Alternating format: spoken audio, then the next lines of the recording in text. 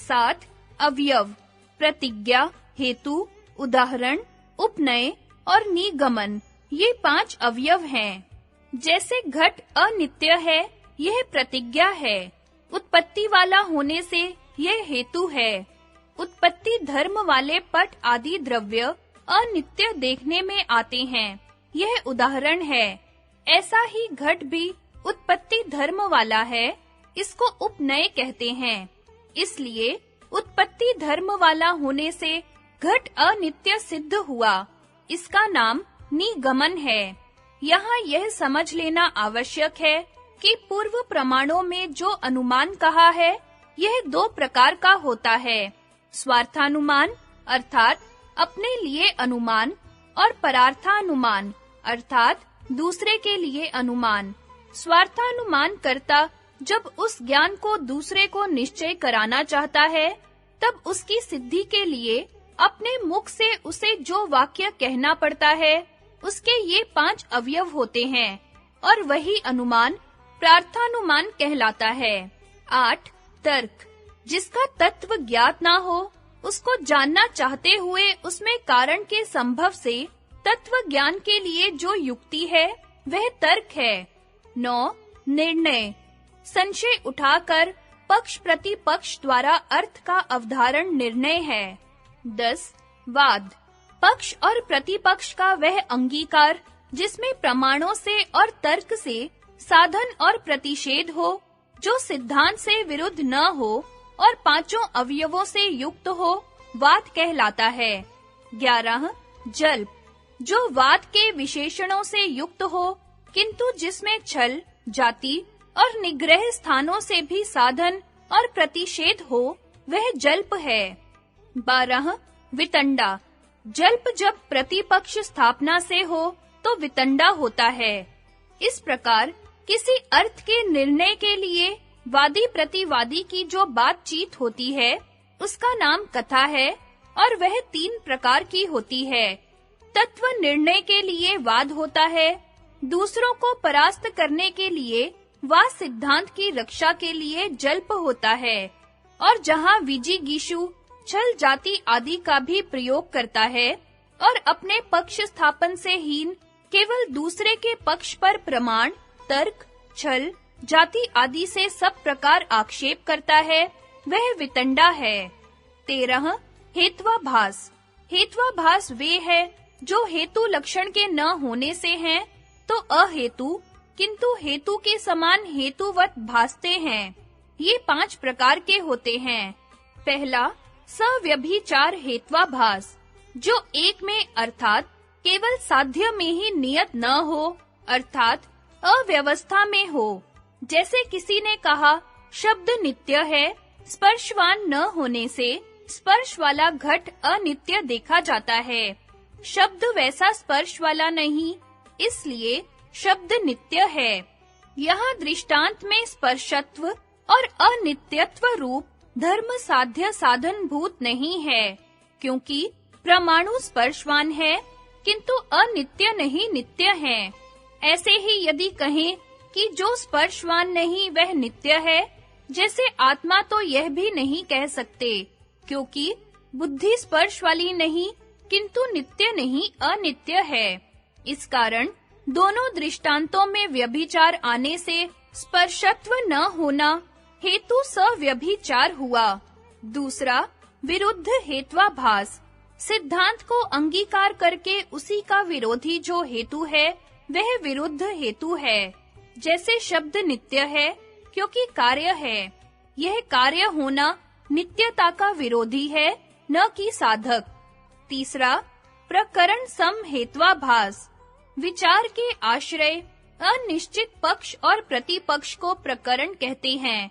उसकी चिंता संशय से लेकर निर्णय तक जिस कारण की गई है, वही निर्णय के लिए काम में लाया जाए तो दोनों पक्षों की समता से प्रकरण से आगे नहीं बढ़ता, इसलिए प्रकरण सम हुआ। जैसे किसी ने कहा कि शब्द अनित्य है, तो नित्य धर्म का ज्ञान न होने से यह हेतु प्रकरण सम है। इससे 2 पक्षों में किसी एक पक्ष का निर्णय नहीं हो सकता, क्योंकि यदि शब्द में नित्यत्व धर्म का ग्रहण होता तो प्रकरण ही नहीं बनता, अथवा अनित्यत्व धर्म का ज्ञान शब्द में होता तो भी प्रकरण सिद्ध न होता। अर्थात यदि दो धर्मों में से एक का भी ज्ञान होता तो शब्द अनित्य है कि नित्य, यह विचार ही क्यों प्रवृत्त होता। चौथा, साध्य सम हेत्वाभास।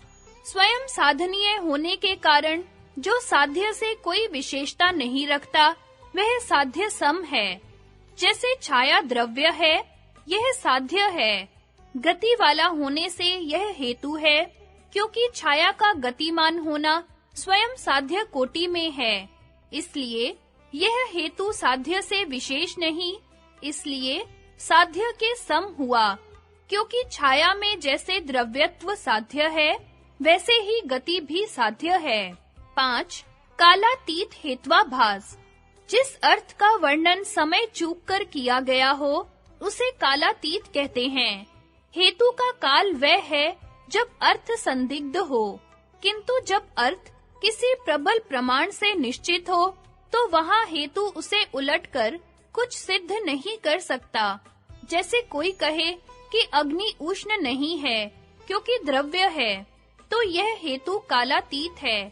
क्योंकि जब अग्नि का उष्ण होना प्रत्यक्ष से निश्चित है, तो यहाँ उष्ण न होना सिद्ध करने के लिए हेतु का काल ही नहीं, क्योंकि अग्नि का उष्ण न होना प्रत्यक्ष से बाधित है। अतएव नवीन न्यायिक कालातीत को बाधित भी कहते हैं। 14. छल। अर्थ को बदल देने से वादी के वचन का विघात करना छल है। अर्थात वादी के कहने का जो अभिप्राय है, उससे विरुद्ध अभिप्राय लेकर उस पर आक्षेप करना छल है। यह छल 3 प्रकार का है। 1. वाक छल। साधारण रूप से कहे हुए अर्थ में वक्ता के अभिप्राय से विरुद्ध अन्य अर्थ की कल्पना को वाक छल कहते हैं। जैसे किसी ने कहा कि यह बालक नव कंबलवान है। कहने वाले का यहाँ आशय यह है कि इस बालक का कंबल नया है, पर छलवादी वक्ता के अभिप्राय से विरुद्ध कहता है कि इस लड़के के पास तो केवल एक कंबल है, 9 कहाँ है। नव शब्द के नवीन और 9 ये 2 अर्थ हैं। इस छलवादी की रोक यह है कि नव कंबल शब्द जो 2 विशेष अर्थों का एक सामान्य शब्द है, उसमें जो तुमने एक अर्थ की कल्पना कर ली है, इसका क्या हेतु है? क्योंकि बिना निश्चय किए अर्थ विशेष का निश्चय नहीं हो सकता है कि यह अर्थ इसको अभिप्रेत है और वह विशेष तुम्हारे अर्थ में नहीं है, इसलिए यह तुम्हारा दूषण नहीं सिद्ध होता। 2. सामान्य छल। जो बात बन सकती है, उसके स्थान में अति समानता को लेकर एक बनती बात की कल्पना सामान्य छल है। जैसे किसी ने कहा, यह ब्रह्मचारी विद्या विनय संपन्न है। इस वचन का खंडन अर्थ विकल्प से ग्रहण तथा असंभव अर्थ की कल्पना से करना कि जैसे ब्रह्मचारी में विद्या विनय संपत्ति संभव है, वैसा व्रात्य में भी है, तो व्रात्य भी ब्रह्मचारी है, क्योंकि वह भी विद्या विनय संपन्न है। इसका खंडन यह है कि यह वाक्य प्रशंसार्थक है, इसलिए इससे असंभव अर्थ की कल्पना नहीं हो सकती। ब्रह्मचारी संपत्ति का विषय है, इसका हेतु नहीं है। 3. उपचार छल। धर्म के अमुख्य प्रयोग में मुख्य अर्थ से प्रतिषेध उपचार छल है। यहाँ धर्म से अभिप्राय वृत्ति का है। शब्द की वृत्ति 2 प्रकार की है, मुख्य और अमुख्य। मुख्य अर्थ में मुख्य वृत्ति होती है, जैसे गंगायाम स्नाति। यहाँ गंगा शब्द मुख्य वृत्ति से प्रवाह का बोधक है।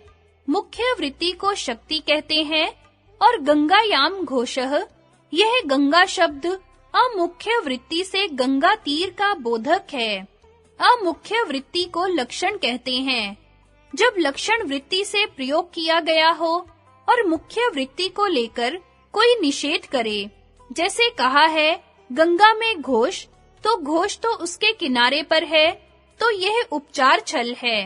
अथवा जैसे किसी ने कहा मचान चिल्ला रहे हैं, इसका दूसरा खंडन करता है कि मचानों पर बैठे हुए पुरुष चिल्ला रहे हैं, न कि मचान। मचान शब्द के मुख्य अर्थ लकड़ियों से बनी ऊंची बैठक के हैं, जो किसान खेती की रखवाली के लिए बना लेते हैं और उसमें शब्दकारिता असंभव है। इसलिए अमुख्य वृत्ति से मंच पर बैठे पुरुष बोलते हैं, यह वक्ता का अभिप्राय है।